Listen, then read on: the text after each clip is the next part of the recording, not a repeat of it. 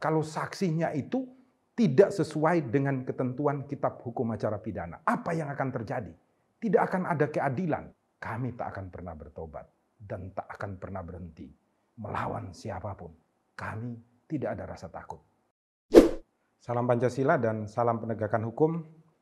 Saya dan tim pengacara, baik di kantor hukum saya maupun Rumah Pancasila, tidak akan pernah berhenti dan bertobat untuk memperjuangkan setiap keadilan yang dialami oleh masyarakat Indonesia akibat perbuatan aparatur penegak hukum yang sangat tidak menghormati prosedur formal daripada hukum acara pidana.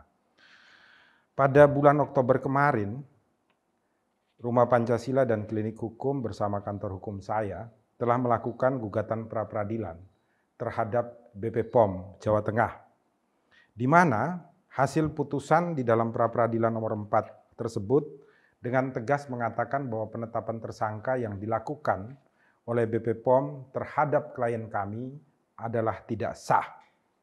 Yang cukup unik adalah hakim di dalam pertimbangan putusannya mengatakan bahwa penyitaan dan penggeledahan bukan merupakan upaya paksa, sehingga tidak masuk di dalam kategori pra-peradilan. Cukup unik. Karena apa? Putusan Mahkamah Konstitusi nomor 21 tahun 2014 secara tegas mengatakan bahwa Pasal 77 hanya menjadi berkekuatan hukum apabila penetapan tersangka, penggeledahan dan penyitaan masuk di dalam upaya paksa yang dapat diajukan pra-peradilan.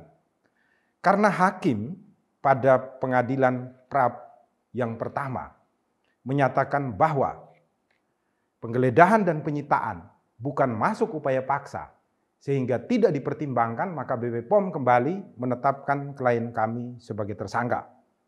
Kami mengajukan pra-peradilan kembali pada hari ini tadi, tercatat dalam pra-peradilan nomor 7, tanggal 12 bulan 11 2020. Kami berharap bahwa hakim yang menyidangkan perkara pra-peradilan ini nanti dapat benar-benar menilai dan memeriksa penyitaan dan penggeledahan yang dilakukan oleh BP POM. Karena ini penting.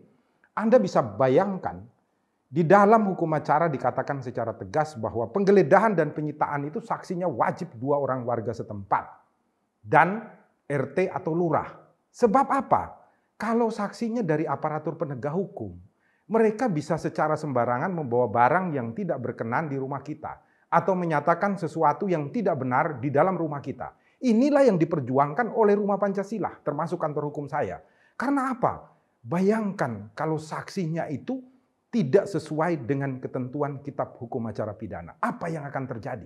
Tidak akan ada keadilan ketika rumah kita digeledah, ketika barang-barang kita disita hanya dengan saksi dari aparatur penegak hukum. Karena mereka tentu akan membela semua kerja yang telah mereka lakukan. Oleh karena itulah kriteria secara tegas oleh KUHAP dikatakan wajib saksi adalah 2 orang warga dan RT atau lurah dari wilayah setempat. Inilah yang kami perjuangkan. Saya mohon doa restu dari seluruh sahabat Rumah Pancasila untuk keadilan.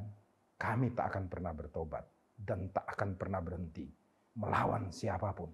Kami tidak ada rasa takut.